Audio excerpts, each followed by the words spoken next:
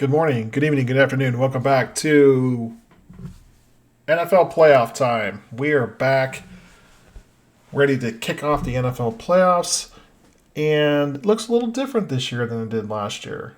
I went back and watched my very first my wild card prediction video from last year. I think I was wearing the same shirt and the same hat.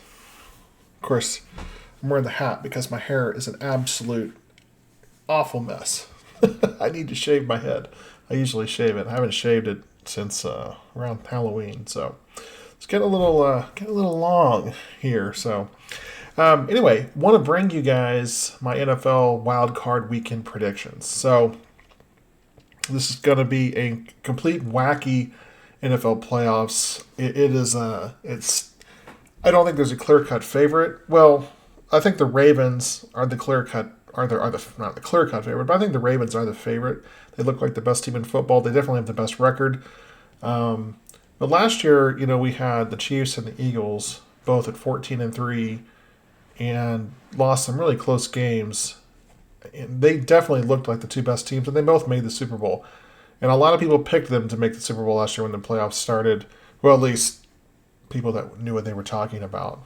Some people were picking the Bills to make it all the way because they were sorry for the Bills because of Damar Hamlin.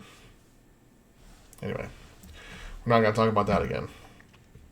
Speaking of which, I do want to say real quick, if Damar Hamlin wins Comeback Player of the Year award, does it cheapen the award? I mean, I think we're all sad that what happened to him, but he recovered, and I think he played in like 2 games this year, and he was on the sidelines for everything else, usually not dressed out in uniform.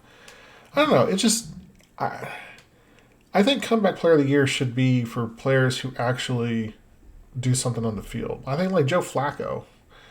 So I felt the same way when Alex Smith got Comeback Player of the Year, when all he did was just come back to play after breaking his leg with the Redskins. I love Alex Smith, but I don't think you should just hand a guy an award for doing something like that. I digress. This is not the point of this video. I'm talking about Comeback Player of the Year. Like it's an award that I really care about. I did move my camera over here, moved it to the second screen, so just to give a little better perspective, and this is where I actually used to have it anyway. That way I'm not like looking up all the time at the camera when it's on my primary monitor. So, all right, let's go ahead and switch over here to. So I blew this up a little bit, so it looks a little different than last year, but it's the same. It's the same predictor website that I always use here. It updates it dynamically as it goes on. The only thing different is that last year the AFC was on the left side and the NFC was on the right side, so they did switch that up this year. And I also want to show you guys my pretty little thumbnail that I made for. Did you like that? This is what the video. So you've already seen it. This is what the thumbnail of the YouTube video looks like. But I'm kind of impressed with myself. I made that just now. So I'm not very creative at stuff like this, but hey, there you go. So anyway, that's what the logo looks. I mean, you already know that because you're already watching this on YouTube. I'm recording this before it goes on YouTube because that's how it works. Oh, what a start to this video. So here we go. All right. We're going to start off by, I don't know what order the games go. I know the Chiefs play on Saturday night. I'm actually going to start, well, I'll tell you what, let's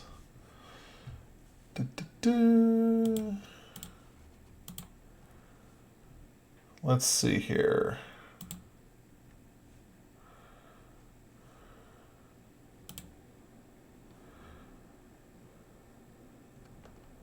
Okay, so the Browns and Texans are first, and then the Chiefs and Dolphins, and then the Steelers and Bills. So the 4, 5, 3, 6, 2, okay. Okay, so it's gonna go. So I'll tell you what. Let's go right. Let's go right to left. Let's go backwards. Okay, so the first game of the week, first game of the playoffs, Saturday afternoon. You have the Cleveland Browns taking on the Houston Texans in Houston. C.J. Stroud, as a rookie, leading the Texans to the playoffs. The Texans had the number 2 overall pick last year, and they won their final game of the regular season last year, which allowed them to not pick number one. And by all accounts, whoever was picking number one was going to pick Bryce Young. So Houston, I don't know if they dodged a bullet there. I think C.J. Stroud is definitely a better quarterback than Bryce Young, but what would have happened if they would have got him and the Panthers would have got Bryce Young or would have got C.J. Stroud? I think C.J. Stroud wouldn't have been as good, and I think Bryce Young would have been better. I think the systems were. I think the systems complemented. I think the system complemented C.J. Stroud quite a bit. One thing about Houston, Houston is one of these teams that they've been very effective when they're passing on early downs. It also goes without showing they've been very healthy when C.J. Stroud is healthy. They have one of the most productive pass offenses in the league. Again, when C.J. Stroud is healthy, so that's one of the reasons why with the Texans going 10-7 this year, which was a tremendous success for them. I think Stroud missed 3 games, so you could make the argument that they could have won 12, maybe 13 games. They could have been challenging for the top seed if C.J. Stroud would have stayed healthy this year. So the running game is not the greatest. Devin Singletary and Dameon Pierce, neither of them are really household names as running backs. The Texans depend on passing the football. And Devin Singletary, his yards per carry, it was a little over 4. I'm gonna say like 4. It was like 4.25, something like that. When I was looking up the numbers here, that's good for the, in the the 30th, 40th percentile. I mean, he's in the top. He's really in the bottom third of running backs in terms of starting running backs in terms of yards per carry. I mean, if you're averaging 4.25, that's not terrible. If you're under 4 yards, that's really, really bad.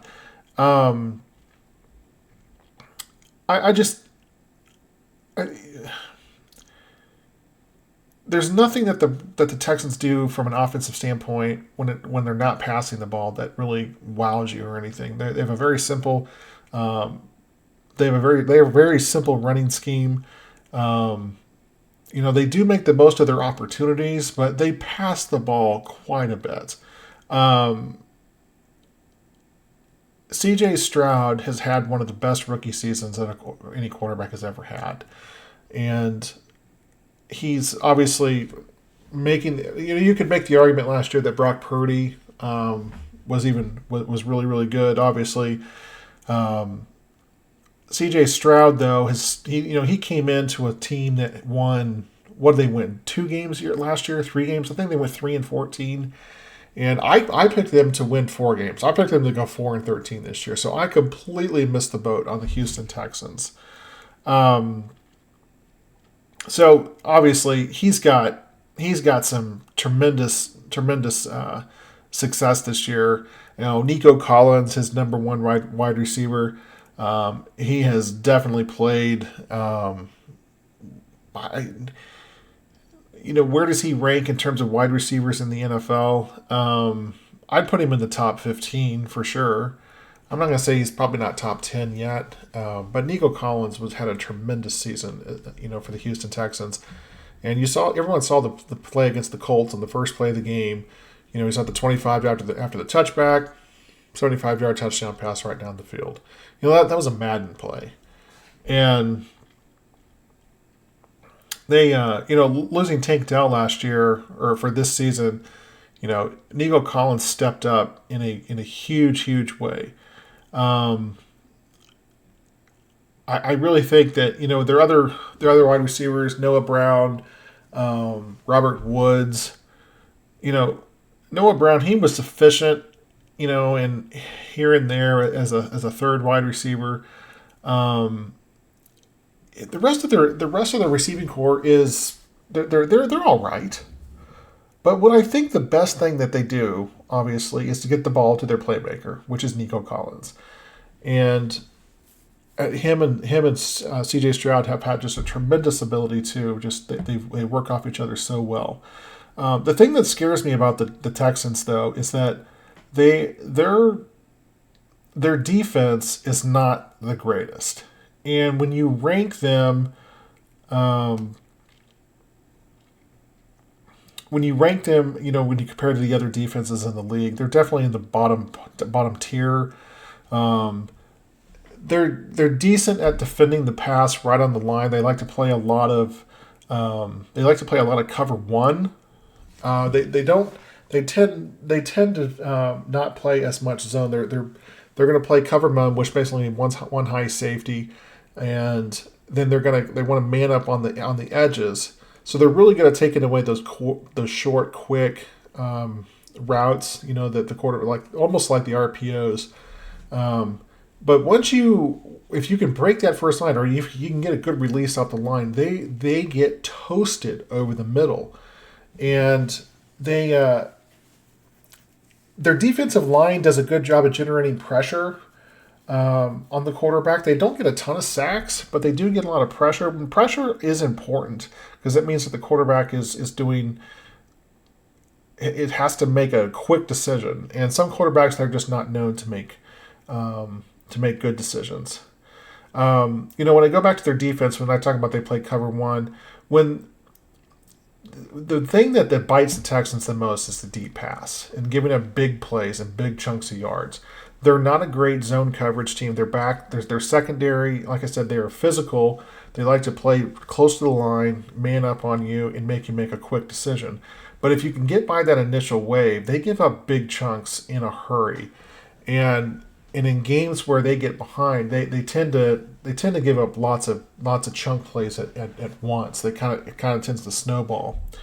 Now, when it comes to like what the Browns are going to do against them, now I think Joe Flacco is an amazing story, being able to come off the bench or come off the bench. He came off the couch, for goodness sakes. He came off the couch, and he. I mean, everyone seems to think he came in and just lit the world on fire. And don't get me wrong, Flacco came in and had a tremendous season in his 7 games that he played. The one thing though that is of note, his quarterback rating is 90. Yeah, that's not the greatest, especially for a guy the way that everyone's talking about Joe Flacco. And he does have 13 touchdowns in that time, but he's also thrown more since he came into the league or since he started starting for the Cleveland Browns. He has led the league in interceptions. No one has thrown more interceptions in this time since he started. Since he signed with the Browns. Even Josh Allen, no one has thrown more interceptions in that time frame than Joe Flacco. And when you get to the playoffs, a lot of times what happens is that you tend to, if you're going to get blown out, it's usually because your quarterback makes really bad decisions. And Joe Flacco, other than Patrick Mahomes, has more playoff experience than anybody in the playoff field, especially on the AFC side right now. Actually, he has more playoff experience than Patrick Mahomes. I think he's played 15 playoff games, and Mahomes has played 14. And of course, obviously, he's a Super Bowl winning quarterback.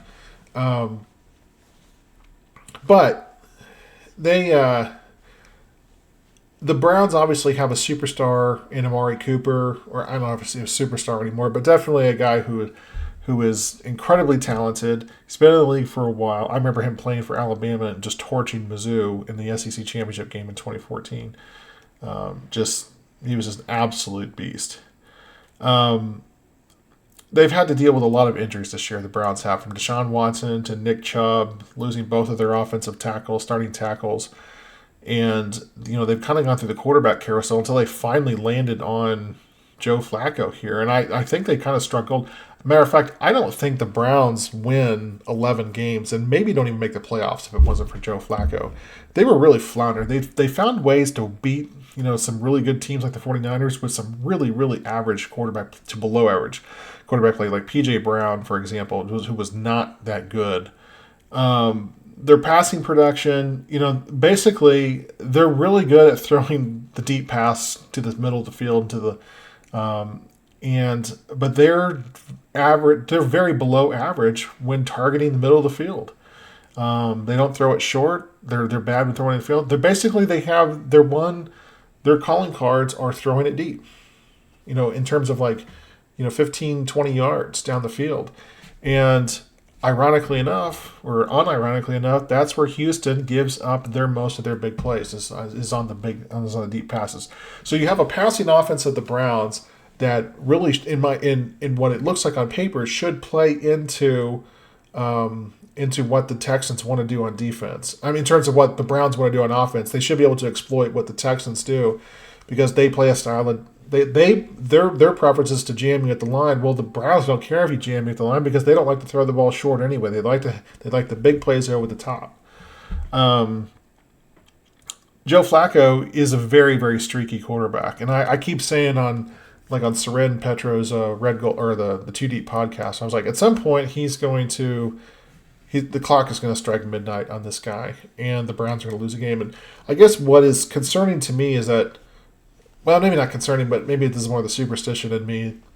Everybody seems to be on the Browns on this game, even though they're on the road. They are like the dark horse pick to get to the Super Bowl. Matter of fact, most people have them as a better chance to make the Super Bowl than the Chiefs, which I think is absolutely crazy. Now, the Chiefs have a tough road. We'll get to them here in a second. I'm just not a big believer, though, in Cleveland. They're, like I said, it all goes back to their quarterback. And I think that in any time Joe Flacco, he throws 3 interceptions in a playoff game, he's going to lose. And the one thing they do very well, obviously, is play defense. And their defense is one of the top ranked defenses. It's definitely a top 3. Some people say it's the best defense in the league. They were 6th in the league in sack rates this year. And in order to kind of counter that, teams ran the ball more than what you would expect against the Browns because of their defensive ends. Myles Garrett, who is just an absolute beast off the edge.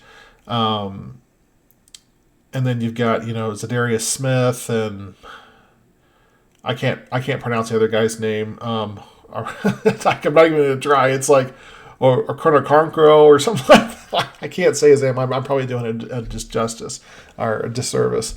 But these guys, they get to the quarterback. They sack the quarterback. They create a lot of pressure. Like I said, they're 6th in sacks rates this year. Because we've seen more teams run the ball against Cleveland than like what typically what you would see, especially in today's modern football, to kind of counteract those pass rushers. But Houston doesn't run the ball that much.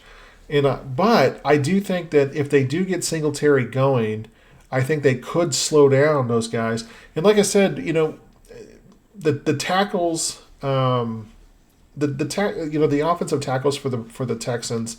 The offensive line has been decent this year for Houston, but like I said last year when I was talking about with the Chiefs how they would slow down the Eagles pass rush in the Super Bowl. Obviously, it's you pay off the grounds crew to water down the field, and I'm just kidding. If the edge rusher wants to rush up the field, just let him rush up the field. Your quarterback has to be able to step up in the pocket, and that's what C.J. Stroud is going to have to do. He's going to have to feel that rush on the edge. He's going to have to step up in the pocket because as soon as if he tries to break out of the pocket and roll around, kind of like what Patrick Mahomes does, I think he's going to get absolutely eaten alive in this game. You've got to be able to step up. The receivers have to be able to make separation and get down the field against the Cleveland secondary. Because if the defense comes in and is able to have their way in the interior, they're gonna eat the Texans offensive line for lunch. Where they are exploited though is when they go to cover 2 personnel. They're really good playing man. They're good on the one high safety cover 1. When they go to a kind of a zone cover 3 coverage, kind of like a nickel coverage, Cleveland has done very well in those things.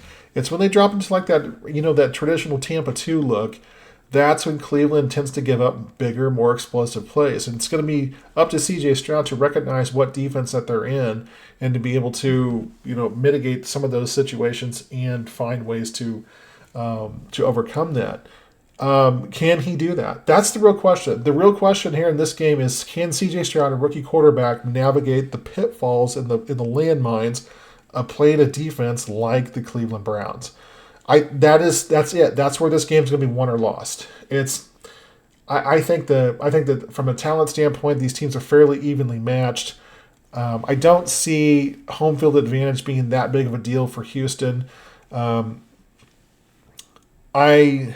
Everybody seems to be on the Cleveland Browns. They are favored in this game by a field goal or by 3.5 points. I think a lot of that is just because of Texans are the road team or the home team. But I mean, I think a lot of the reasons they're the underdog is because they have the rookie quarterback, they have the inexperience, they have the new head coach. That being said, I'm going with the Houston Texans to beat the Cleveland Browns. When it comes down to it, I've always been very consistent in that I tend to favor the better quarterback in playoff matchups.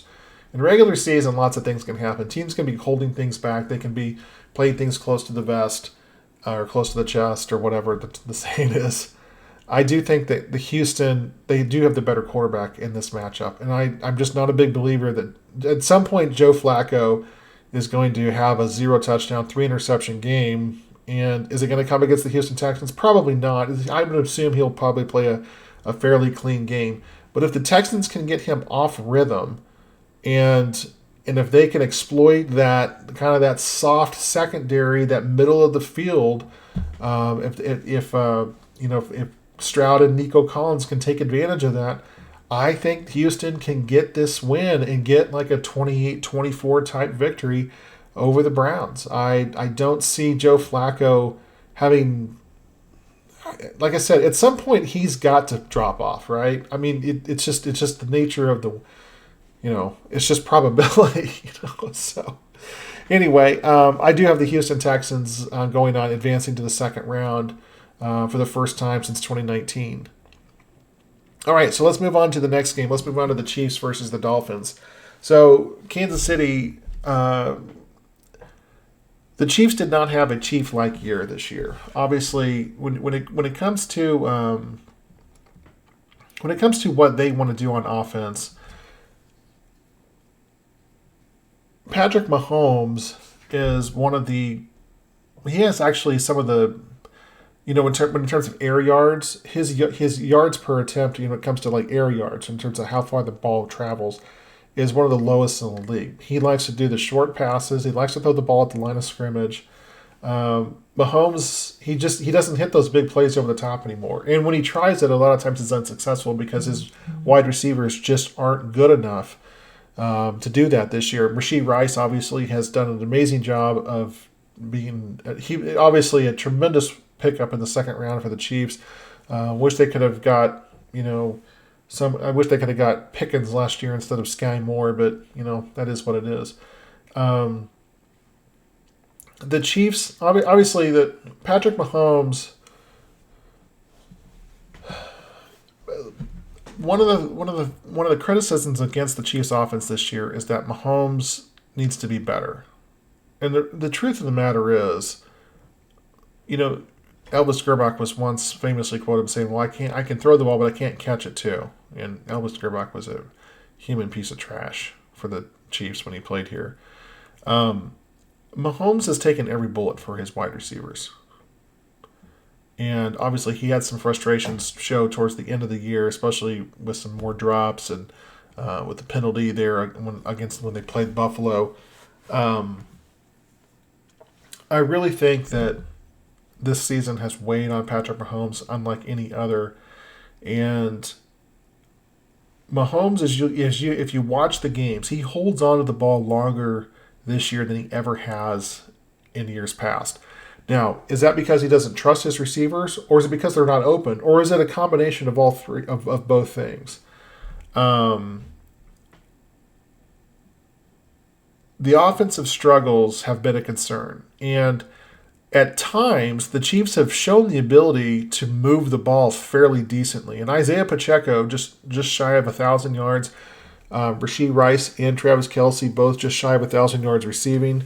Where the Chiefs really failed this year is finding that secondary guy to complement their number one receiver. So last year was Juju Smith-Schuster, who was really the number one wide receiver on the team. But Marquez Valdez-Scantling had a solid season. He was the number 2/number 3 receiver. Mecole Hardman was playing pretty decently before he got hurt last year.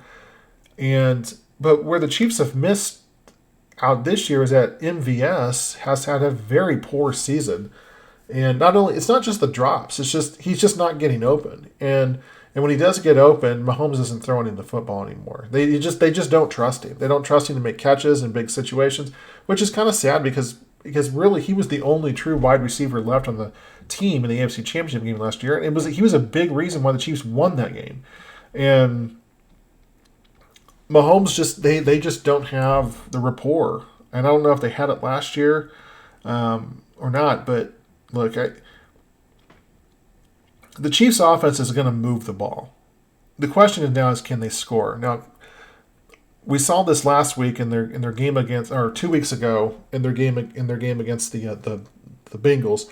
They could have blown the Bengals out of the water. They could have definitely had 5 or even 6 touchdowns in that game, but they kept having to settle for field goals, and that's been a common recurring theme for the Chiefs this year is settling for field goals.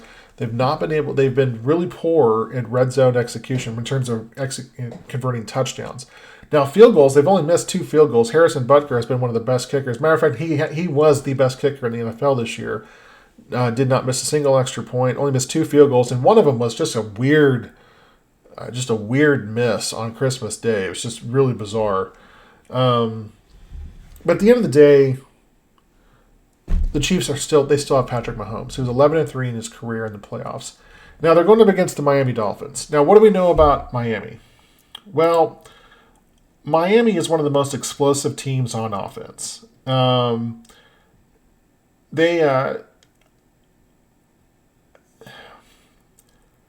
offensive line let me back up. Their offensive line has played very well in keeping Tua clean. Now, that was one of the problems last year is that Tua was constantly hurt. And what happened was that he missed games and then getting the 7th seed last year. And by the time the playoffs came around, of course, he didn't play in the playoffs because he was still under concussion protocol or whatever.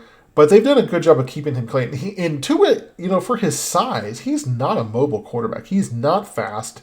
He's very slow, actually. But Mike McDaniel, he has designed a great offense around Tua's abilities, and they have found ways to avoid sacks and to push the ball down the field. Tyreek Hill, before he kind of trailed off there in the last month, you could still make the argument that Tyreek Hill was the offensive player of the year. I mean, he has gone to Miami and in 2 seasons has had 2 fantastic seasons. But like he a lot of times does, and we Chiefs fans know this, Tyreek Hill disappears sometimes in the biggest of games. For every big catch he'll make, he made some big catches in that game against the Bills in the second round game, that one of the best playoff games of all time. But then, in the game against the Bengals the next week, he was nowhere to be found, and really was one of the reasons why the Chiefs lost that game. The Miami Dolphins, their offense is just phenomenal, especially when they attack the middle of the field. There is not a team that is better, in my opinion, than the Miami Dolphins when they attack the middle of the field. Mike McDaniel, you think the Chiefs like to use motion on offense? Miami's constantly using motion. Matter of fact, it's so much to the point where sometimes it looks like they're moving forward at the snap, and I don't know if the officials are not looking for stuff like this anymore, but it's definitely something that I notice quite a bit. It seems like they're really, really close to moving forward at the snap. They have the shortest time to throw, or the shortest from a time that Tua gets the ball to the time he throws it. That's the least amount of time in the NFL. Not that the offensive line is bad. What I'm saying is that he is the quickest release of any quarterback in the NFL. So their offense is boom, boom, boom. He gets the ball and gets it out of his hands quickly. Where you can beat Tua and the Dolphins is by getting him to hold on to the football, because he's not mobile. He's not a fast. He's not elusive. And if you can generate and put pressure on him, he folds like a wet blanket. He really does. Tua does not do well against pressure. And what you do is that you put pressure in his face, and he folds. And he folds, like I said, like a wet blanket. Their offense, when it comes to running the football, I don't think any team is better than the 1-2 punch they have of Devon Achane and Raheem Mostert. Now, Raheem Mostert, man, he's kind of. I thought he was a journeyman running back 5 years ago when the Chiefs faced him in the Super Bowl, and here he is still making a living now running for the Dolphins. But Devon Achane is he's a special running back. I think he's probably the best running back in the league right now. And they're going to definitely need him to do something special because the weather is going to be absolutely brutal here in Kansas City on Saturday night. Doesn't mean that when the weather's cold that you can't pass the ball. And I don't think there's going to be any precipitation coming down. I don't think it's going to be snowing. There will be snow on the ground. There's 8 inches of snow outside my house right now because it snowed so much the last 2 days. But I don't think that it's going to be snowing on Saturday night. But it's going to be really, really cold. As a matter of fact, they say it's going to be maybe the coldest game in Arrowhead Stadium history. So just frigid, Arctic-like temperatures. And what does Tua do in situations like that? Well, he is not very good. Is not a very good quarterback when it comes to cold weather. When the temperature is under 35 degrees, Patrick Mahomes is 10-1. The only loss was to the Patriots in the 2018 AFC Championship game. He's been perfect ever since then in cold weather games. Mahomes turns it up a notch, so he turns the heat up when the temperatures drop. And obviously the big thing for the Dolphins is the lack of what they do on defense. Obviously losing some players last week and. They have nobody on. Every linebacker is hurt, and I don't think any of the starting linebackers are playing. They went out and signed Justin Houston this past week. There was rumors that they were going to sign Frank Clark, and I'm like, yeah, I would be worried about this if this was 2015, but it's 2024. So it's one of these things where the Dolphins are really grasping at straws on the defense, and I do think the weather will play to have a significant impact on the way that they want to play. The Chiefs sometimes can be exploited when it comes to running the football, but the Chiefs buckle down tremendously. Their corners are incredibly physical. Mike Edwards and Justin Reed as safeties are hard nosed. They're great tacklers. They really add to the run game defense. Obviously Nick Bolton out there Bolton's numbers when you look at like the PFF ranks or like the Sumer Sports ranks, Bolton's numbers aren't that flattering this year, but he really does well against the run. But with him and Drew Tranquil, as long as they're on the field at the same time, it really gives the Chiefs a dynamic edge out there when it comes to playing at the linebacker spot. Obviously with Willie Gay out there, Willie Gay's pretty decent for a linebacker in pass coverage. We've already seen this matchup once this year. The Chiefs beat the Dolphins 21-14, in Germany. Chiefs got out to a 21-0 lead and then basically just kind of went into turtle mode in the second half and won the game. It made it a little closer, I think, than it really should have been. And I don't really think the final score was indicative of how that game was. The Chiefs were up 2-3 touchdowns for the majority of the game. So what do I think happens in this game? Like I said, it's going to be cold. It's going to be really adverse conditions for the Dolphins.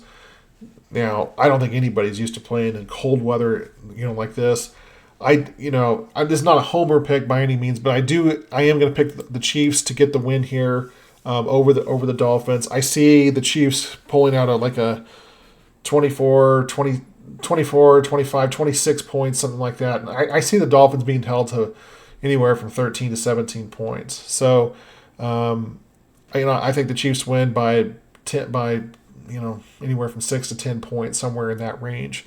I'm not going to pick the Chiefs to get a blowout here, but Miami they have got so many things going against them in terms of their defense and their offense. Their offense that is kind of stumbling right now. Anyway, sometimes they look fantastic in moving the ball, but they just don't score either, and for all the offensive fireworks we saw about Miami at the first of the season, it was very similar to last year. Their season this year has played out very similar to what it did last year. Even though this year they won 2 more games than they did last year. But at the end of the day, Miami is just way too banged up, in my opinion, to go into a place like Kansas City and pull out a win. All right, let's move on to Buffalo taking on Pittsburgh Steelers. So Pittsburgh obviously got in because the Titans beat the Jaguars, and in Pittsburgh took advantage of the Baltimore resting all their players. I think Pittsburgh I'm not going to spend a ton of time on this game, but Pittsburgh is really just kind of happy to be there, and it's another season over 500. For Mike Tomlin, they finished 10-7 this year. They are coming in as the 7th seed. I would give Pittsburgh a puncher's chance if T.J. Watt was playing in this game, but unfortunately, T.J. Watt is not playing in this game. Now, Buffalo's been given tons and tons of credit for the way that they've won these last 5 games, and when they set at 6-6, I don't think anybody gave them any shot of winning the division, let alone making the playoffs. And obviously, Buffalo now has not only made the playoffs, but they're the 2 seed. And when they look at the bracket, all they have to think about is like the road to the playoffs could go through Buffalo if Baltimore stumbles, And I think what happens with the Bills, though, I would actually, like I said, I would be really tempted to pick the Steelers to win here if T.J. Watt was on the field. Now, Pittsburgh still has a great defense. And Buffalo, in these 5 games that they've won, other than the game against the Cowboys, and even then, it wasn't Josh Allen, they've not looked that great. And they were tremendous at running the football against the Cowboys when they kind of dog-walked them. But it was they ran the football. It was their main running backs. When I say main running backs, Josh Allen is really kind of their battering ram. But I'm talking about more like James Cook and Latavius Murray. Cook obviously had a huge game against the Cowboys, and honestly, his numbers this year are pretty decent. I mean, he's top 10 in the league in yards per attempt at just under 5 yards a carry. I think that ever since they made the switch on the offensive coordinator side, when they fired Ken Dorsey and they brought in, I forget the guy's name, but they brought in, I can't remember his name. Maybe he was already on the team as a coach. But one of the things that they really, I think that they changed was that they took the ball out of Josh Allen's hands more than Ken Dorsey did. The Josh Allen is a dynamic player, and his best game can beat anybody. The problem is that Josh Allen beats himself more than anybody else as well. We saw this in the game on Sunday night against the Dolphins, where he threw 2 absolutely horrific interceptions. And we've seen him throw an interception in the playoffs before by throwing it behind his head. He gets into this mode where he thinks he's got to be the hero and goes into hero ball mode. And I'm like, Josh, just play within yourself, man, and you'll probably win. It's kind of like what the Dolphins game last year in the playoffs, where the Dolphins almost beat the Bills, and probably should have, because Buffalo looked absolutely terrible in that game, and that was the 2-7 game. And Buffalo has been the only 2 seed, since they went to 7. So they went to 7 teams in the playoffs. Buffalo has been the 2 seed 3 times, and they have been given, in their other 2 games, they have really been given a tough matchup to the point in the first round where you're like, man, I can't believe that they let that other team get that close to him. One was the Colts, and then obviously last year with the Dolphins. But it's going to be hard for me to pick Pittsburgh. Mason Rudolph is their quarterback. Pittsburgh's offense is a joke. It's an absolute joke. And it wasn't always just their offensive coordinator, Matt Canada, who would look absolutely, him and Ken Dorsey. You know what? I'm thinking about this. I wonder if there's ever been a playoff matchup before has pitted two teams against each other that fired their offensive coordinators in the middle of the season. Because that's what happened. Buffalo fired Ken Dorsey. Pittsburgh fired Matt Canada. And now, they both got bumps from that. I mean, I will say that Mason Rudolph has looked pretty decent in the last 3 weeks. And the Pittsburgh offense has looked a little better without Matt Canada. I wouldn't call them world beaters or anything. They are here because they piled up some wins earlier in the season because of their defense. That's it. That's why Pittsburgh is here. Buffalo playing at home, I think that they feel that they're being disrespected to a certain extent. I don't know why. They put themselves in this situation by losing all those games earlier in the year and almost missing the playoffs. But I'm not going to be able to pick Pittsburgh, even though I don't like the Bills. I am going to go with Buffalo, obviously, to win this game. So I'm not going out on a limb here and picking I'm actually picking one upset, even though I'm going to the seeds. Cleveland is favored over Houston, so I am going with two favorites and one underdog in this match, even though the seeds wouldn't play out that way. Okay, let's move on to Tampa Bay and Philadelphia. Philadelphia is definitely falling apart. They've lost 5 of their last 6 games. Tampa, they're kind of limping into the playoffs. Baker Mayfield is hurt right now. And Jalen Hurts on the other side, I think he's been playing hurt all season. And ever since the Eagles beat the Chiefs and Nick Sirianni walked off and cussed out the Chiefs fans, I don't know if it's a karma thing or not, but the Eagles have been they've fallen apart since that moment. They've lost 5 of 6 since that game. And it's almost like that they had that game circled on their calendar before the season because of the Super Bowl rematch.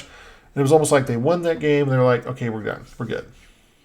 We don't need to, we're just going to throw our helmets out there and we're going to win because we're the Eagles. Well, obviously that's not going to be the case. When you lose in back-to-back games to close out the season to the Cardinals and the Giants, 2 pretty bad football teams, this is a sign that you're going in the wrong direction. And I've already said they have a huge man-child and a head coach in Nick Sirianni. Now, Tampa doesn't present a whole lot of pushback here, in my opinion. Tampa is one of the worst teams when it comes to what their cap situation is. I wouldn't say that they were trying to tank this year, but they were just playing guys because they had to have guys to facilitate the game because of the absolute terrible cap situation that they were left in after winning the Super Bowl a couple years ago. Now, what do they do what does Tampa do here? Can Baker Mayfield find some magic? Look, Tampa could have positioned themselves better in the playoffs. Not really. They still would have been the 4th seed. I don't think they could have jumped up ahead of the Lions. But they lost some games this year that you thought, really, if you're really a team that you want to be considered as one of the better teams in the league, or at least a team that can maybe challenge on that second week of the playoffs, you shouldn't be losing games, to the Saints. You shouldn't just get by the. Who was it they won last week? They beat them 9-0. Was that the Panthers? I forgot who they won last week 9-0. And it was the Panthers. These are what am I trying to say here? These are 2 teams that it's almost a shame that one of them has to win. Because Tampa is not that great of a football team. No team from the NFC South is. And Philly, despite they did win 11 games this year, but they have, like I said, they've dropped off. And both quarterbacks are hurt. Who do you pick in this game? The Eagles are favored by a field goal on the road, which is interesting that the 4-5 game in both leagues, the 5 seed is favored. I am going to go with the Eagles to get this win. I don't feel strong about this pick. I'm not a big believer in Baker Mayfield. I know the Eagles' defense has been an absolute shambles.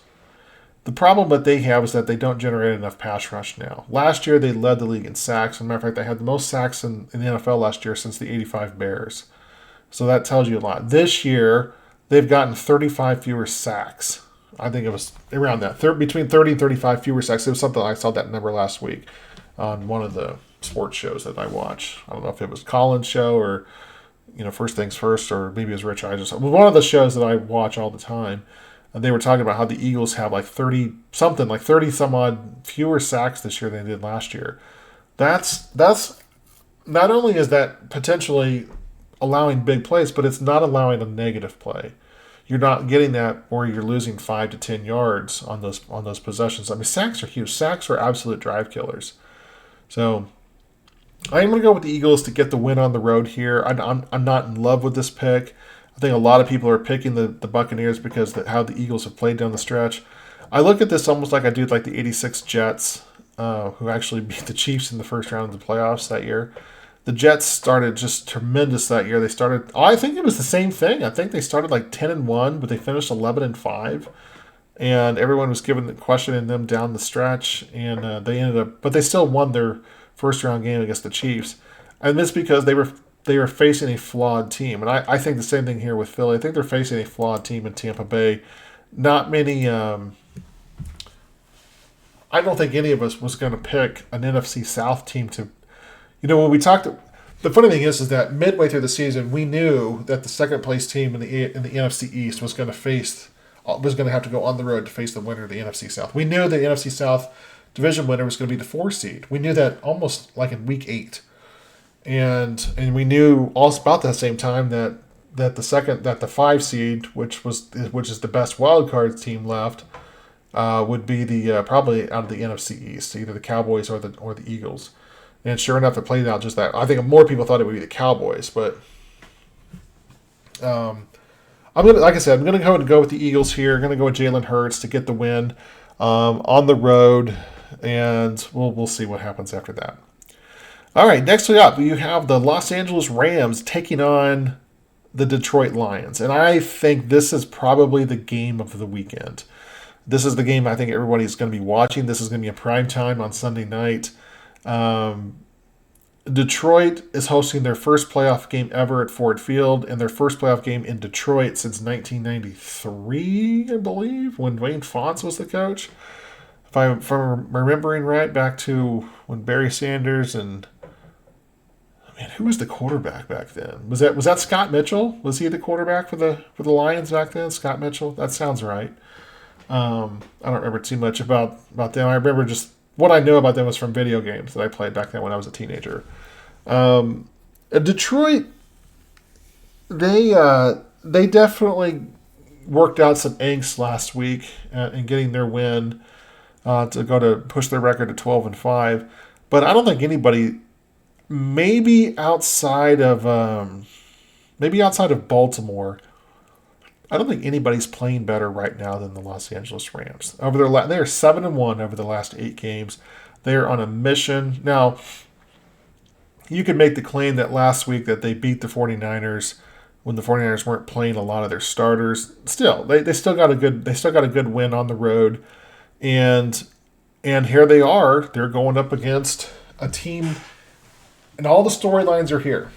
You've got Jared Goff, who's the quarterback for the Lions, who made a Super Bowl with the Rams in 2018. And you got Matt Stafford, who's the lifelong quarterback of the Lions, who made and won a Super Bowl with the Rams in 2021. They were traded for each other. I believe they were actually traded for each other, if I'm not mistaken. I could be wrong there. Maybe they were both free agents. But they may have been traded for each other. Regardless, this is a terrible matchup for the Lions. An absolute terrible matchup for the Lions. The Lions, when I said earlier that there was no team that better attacked the midfield than the Dolphins in terms of passing the ball, the Lions are very similar. And the problem that they're going to face now is that they lost their tight end, Laporta, in a meaningless, when I say a meaningless game, in week 18, but definitely not that important. It was kind of a get right type of game. And they lost their tight end in that game. I feel terrible for him. But they're really good across the middle of the field. When it comes to passing the ball, they've got good running backs. Jamar Gibbs, who we kind of all made fun of when they drafted him in the first round. David Montgomery, he's been a consistent top 10, top 12 running back in the NFL this year.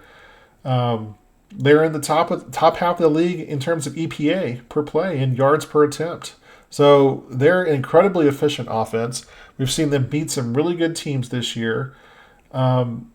They Their offensive game plan basically is, hey, can we get Amon Ross St. Brown? Can we get him, a quick out? And let him run after the catch? Can we do that? Or do we swing the pass? So we swing the ball to our running backs. I mean, Jamar Gibbs, he obviously pretty decent at pass catching running back. So their offense can look explosive at times. Their defense, on the other hand, they're pretty good against the run, but not many people run anymore. And the Lions can definitely be exploited by passing the football. And what do the Rams do? What do the Rams do pretty well? They're pretty efficient at running the football. They've got a potential Hall of Fame quarterback. And they're one of these teams that the Rams, when it comes to passing, kind of like what we talked about with the Texans and how they like to go over the top. That's the same thing with the Rams. Stafford likes to throw the ball long. And they are one of the top teams when it comes to throwing the ball 20 yards down the field. Puka Nacua and Cooper Kupp. I was always thinking, good grief, he's one of the best wide receivers. Puka Nacua, who was drafted in the 5th round this past year, who would have thought of that? And Cooper Kupp are just tremendous wide receivers. And Stafford has made these guys into Kupp was already a superstar. But I think Stafford has made Puka Nacua into an absolute legend. I think this guy's the next great wide receiver. And the Rams are going to have a really tough time. Matter of fact, I think a lot of teams are going to be on the Rams to take down the 49ers once the 49ers cap situation comes back to bite them when they're going to have to, if they decide to go with Brock Purdy long term. Detroit's defense can be had as well. Like I said, they're decent at running the ball. Now, the Rams actually have a pretty efficient running attack with Kyron Williams and Royce Foreman. Kyron Williams he's averaged just over 5 yards a carry this year, which puts him, I think, in the top 5 in the NFL for that. He doesn't get tackled behind the line of scrimmage that often. He's shifty, he's explosive, and he's very, very efficient when it comes. He can find that extra yard or two that he needs. And with a guy like Matt Stafford, who is going to always be efficient, and he's always going to be he's going to make good decisions behind center. When he makes mistakes, he doesn't make mistakes that are going to kill you. And he's got a great wide receivers. Their defense, what can we say about their defense? Their defense is not their strength, and this could be a shootout. This could be like a 38-35, type of shootout. The Rams don't have a high sack rate. Outside of Aaron Donald, they don't have playmakers on the defensive line. And they do a pretty decent job defending the pass that's short, 10 yards in. But again, they're going to give up big plays as well because their secondary just does not lock down past that 15, 20-yard mark. That's why I think this game is going to be an absolute offensive explosion, especially because it's going to be played indoors. At the end of the day, how do I see this game going? I honestly think this is being the first team to 35 points is going to win this game, and it might be the first team to 45 wins. I'm actually gonna pick the Rams. I'm going to pick the Rams to get the win on the road here. So I'm going with 2 road teams so far here in on the NFC side. I'm not in love with, like I said, with my Eagles pick, but I do think the Rams are going to go in. I think they're going to be able to handle Detroit. I see it like I see a 42-34 shootout, something like that. 42-37, something along those lines. I think the Lions are I think they'll make some enough plays to stay in the game, but Stafford, there's no quarterback I think that's playing as well right now in terms of actually being a true quarterback than Matt Stafford and Puka Nacua and Cooper Kupp. You can't beat that wide receiver duo. People talk all the time about the trio that the Bengals have. Well, the Bengals they're not even in the playoffs. You can see them, and their wide receivers are malcontents. They run their mouths too much. So I'm going to pick the Rams to win a shootout here with the Lions. Like I said, both defenses are really going to be able to be exploited in the middle of the field and the middle of the field deep. And with Laporta being out for the Rams or for the Lions, I don't see Jared Goff being able to make enough plays to St. Brown and some of these other receivers as much as I do like Stafford will. I think it's going to be a really sad homecoming then, or not a sad homecoming. It would be good for Stafford to get the win there, but the Lions fans have been waiting for a home playoff game for decades, and then they get the guy who left them to come back, and he's going to probably beat them in the playoffs. So just an absolute terrible draw there for the Lions. Final game is going to be the Dallas Cowboys. They're going to be playing at home against the Packers. I don't want to spend a ton of time on this because I do think the Packers are a team that has played well down the stretch. Jordan Love has been really efficient. He's starting to look like the franchise quarterback that we kind of all thought he was going to be at the start of the year. Matter of fact, I picked the Packers to go 13-4 or 14-3 this year. Now, obviously, they snuck into the playoffs at 9-8. They are the 7th seed. The Packers, again, they don't do anything particularly. They don't do anything that stands out tremendously, but they don't hurt themselves in the passing game either. They're basically pretty middle of the pack when it comes to being able to pass the football. Jordan Love, he came into this season with a ton of question marks, and some of those kind of lingered on throughout the season. But in the second half, and I really think it was that Chiefs game, he was able to kind of put a lot of those questions to bed. And I do think that will be a tough game here for the Cowboys. I think there's a lot of people asking, one of the topics on the First Things First show was that, would it be a disappointment if the Cowboys only won by one score? No, this is the playoffs. You take any win the way you can get them. I do think the Packers can score, but playing in Dallas, where Dallas has basically shown they're almost invincible. The only game that really came close was the Lions game, and we're not, like I said, I've made videos about that, including videos I've taken down off Twitter or off YouTube. What it's going to come down to, though, is what is Dak Prescott going to do?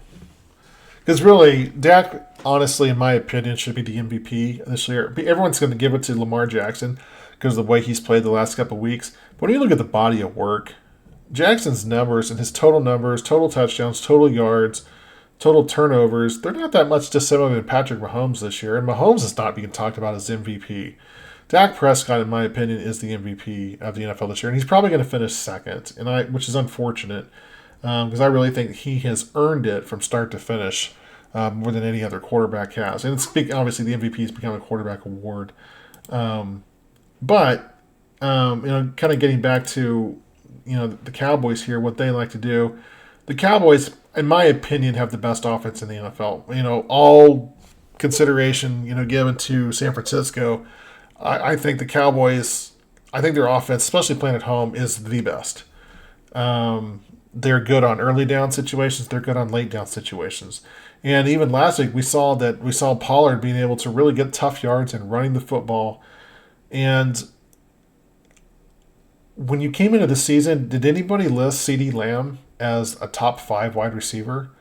Not only is he a top 5 wide receiver now, I think CeeDee Lamb is probably the best wide receiver in football. I think he's eclipsed Tyreek Hill. Where would this team be without CeeDee Lamb? He is an absolute tremendous wide receiver. Um, he can run all the routes. You can run slants. He can run the curls. He can run the posts. He can run the deep outs. He can do it all, and he has tremendous hands. He doesn't drop the football. So I again not going to spend much more time on this. I'm picking Dallas to obviously get this win here over the Packers. I think the Packers give it a good game, but I see Dallas going over. There was only one game that Dallas, I think, or one or two games that they had 8 home games. I think in 6 of their 8 home games they scored over 40 points. I see a similar result here. The Packers defense, Joe Brady, is it Joe Brady? I think that's his name. Something like that. I always listen to Tom Grossi complain about him. Their defense is not good, and they played well against the Chiefs, but they haven't played well against most teams. They were able to bottle up Mahomes. They're not going to bottle up Dak, especially not at home at AT&T Stadium. With this team is on a mission. They were embarrassed by the 49ers earlier this year. I'm sorry. They were embarrassed by the 49ers last year, and they were I think they want to get that taste out of their mouth. They want to go in. If they play the 49ers, they're going to have to go to San Francisco. The 49ers have just been their bugaboo, in the playoffs and the regular season. And I think Dallas has all the tools this year to go in. I think they're the favorites in the NFC. Even though they're the 2 seed, I think they are the favorites in the NFC to get to the Super Bowl. So, all right. So I appreciate you guys watching this and kind of going through, listening. I do apologize. This video did get a little long. Obviously, I will have timestamps in the video. So if you want to look at specific games, instead of listening to my entire rant here, that's fine. Let's go ahead and kind of work through the rest of the playoffs here. These are not going to be my official predictions because obviously I don't know if these are the official teams that will make the second round. But let's go ahead and run through here. So let's just real quick. Let's go ahead, since we went right to left, we'll go right to left here again. So if these picks all make it out, here's what the second round will be. It'll be the Chiefs going to Buffalo. It'll be the Texans going to Baltimore, Rams going to the 49ers, and the Eagles going to the Cowboys. So Chiefs going to the Buffalo. Obviously, I'm a Chiefs fan. I'm always going to pull for the Chiefs, but I do see Buffalo getting the win there. They beat the Chiefs once already. And it's hard to bet against Patrick Mahomes in the playoffs, but going to Buffalo, probably his first true playoff road game other than the Super Bowls. It's not going to be a shame to lose to the Bills. If you have to play at Orchard Park, so I'm going to pick the Bills here. If this matchup does happen, I reserve the right to change my pick next week if it so works out this way. I would love for the Chiefs to be able to play the winner of the Houston-Cleveland game also. Baltimore taking on Houston. I'm definitely going to go with Baltimore there to represent the AFC or to host the AFC Championship game. 49ers and Rams. I'm going to go with the Rams. I'm riding them. I really think the Rams are going to surprise some teams, and I'm going to go with the Cowboys over the Eagles. And in the AFC Championship game, I'll go with Baltimore here, and I'll go with Dallas, and Dallas winning the Super Bowl. So that's how it looks right now. Like I said, I made those picks in a matter of seconds there. We'll see if it actually holds up that way. I don't, with no real true great dominant team this year, I think anything can really happen. We could see a Super Bowl with, we could see the Lions and the Steelers for all we know. Probably not, but would you be surprised? I mean, you can squint and see the Steelers beating the Bills, and then once that happens, anything's possible.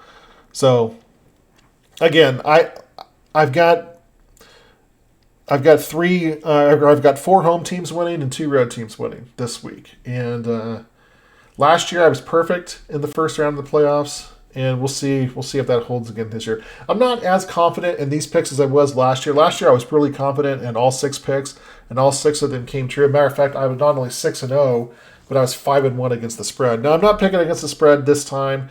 It's just the playoffs are just a completely different animal, and most games are within 3 to 4 points regardless. I do think the Bills are a 7-point favorite there, but again, I'm not doing the against the spread picks for the playoffs this year, so not a gambling segment. So anyway, thanks so much for watching this video, guys. Please join me here in a couple nights. I'm going to be doing some live streaming on the PlayStation.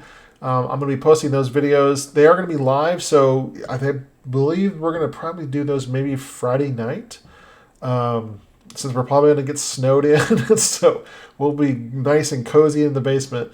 We're going to be doing Madden simulations for the first round. We'll be doing 20 simulations for each game, so it's going to be a ton of time. Probably expect a 2 to 3 hour live stream there. If you do like live streams, if you do like us, we're going to be talking a lot about, I'm going to try to do it with my son. Me and him are probably sit around and just have a chat about the football games. And who knows what, I mean, it's not scripted. It's very off the cuff. And so please join us. Let's go ahead and just play it on Friday night. It's about probably between 7 and 8 o'clock Central Time.